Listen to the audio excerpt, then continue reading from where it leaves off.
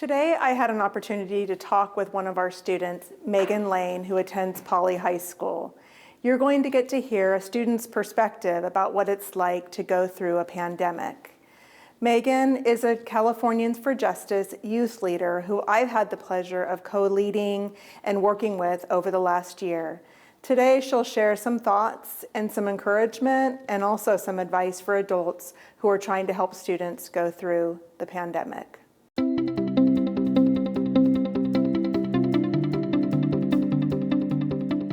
What does learning look like since our school closure on May 13th? So, during these past few weeks, we've been doing a lot of more independent studies.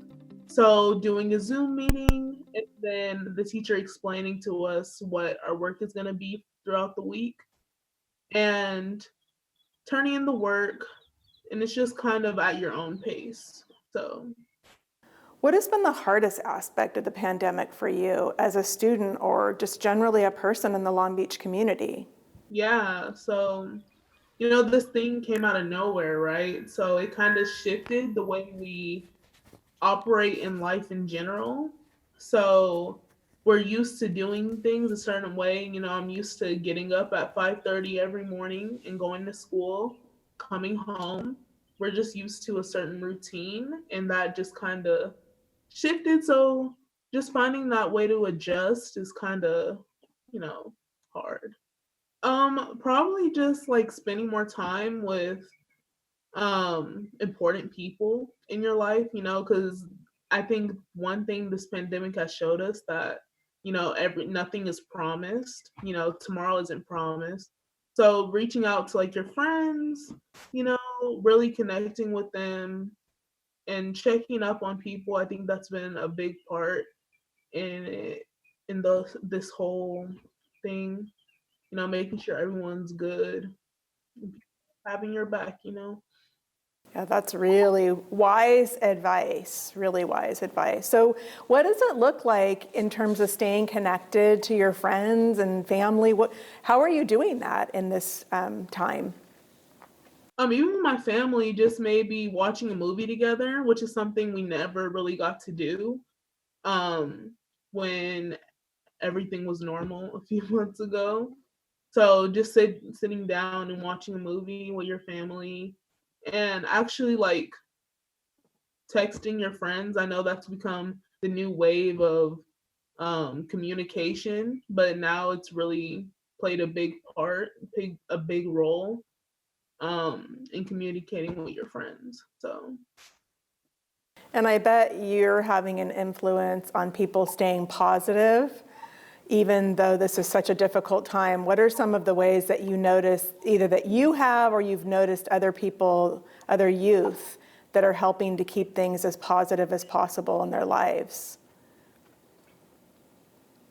um, I know that sleep has been a good way to stay positive. You're getting a lot more sleep. I know that, but just like even looking at funny videos, keeping you occupied, catching up on shows and stuff, maybe reading a book, stuff like that. Yeah, those are great examples. So the adults in the school district are thinking a lot about how to help students and families through this really difficult time. Share some things that might be considered advice that you would give to the adults that are trying to make decisions in the best interest of students and trying to really be helpers during this difficult time. I would say like just that, like try to help your students, even if that's like maybe a one-on-one Zoom meeting with.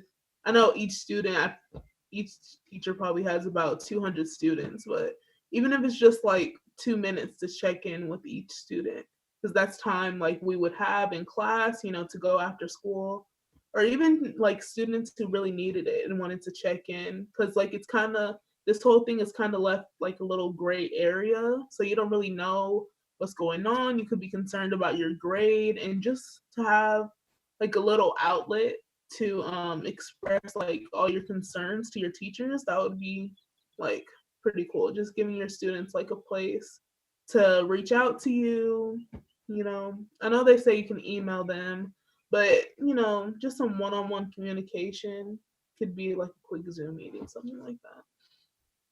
That's great advice. A lot of times adults think about from experience or they know that going through a hard time, there's usually some lessons learned and things that eventually make things better. From your perspective, what do you hope the lessons are that we take away from this time when things are better? I hope that we take like a new cleanliness out of this, because everyone's washing their hands. Like if you look, like pollution is down, like the air is crisp. It's just like a new way of living that I think we should have been living from the start. So everyone seems to have opened their eyes, and yeah, so a new way, a new cleanliness, I guess. And what do you hope in terms of returning back to school? What's your hope for getting back to school and getting into a new normal?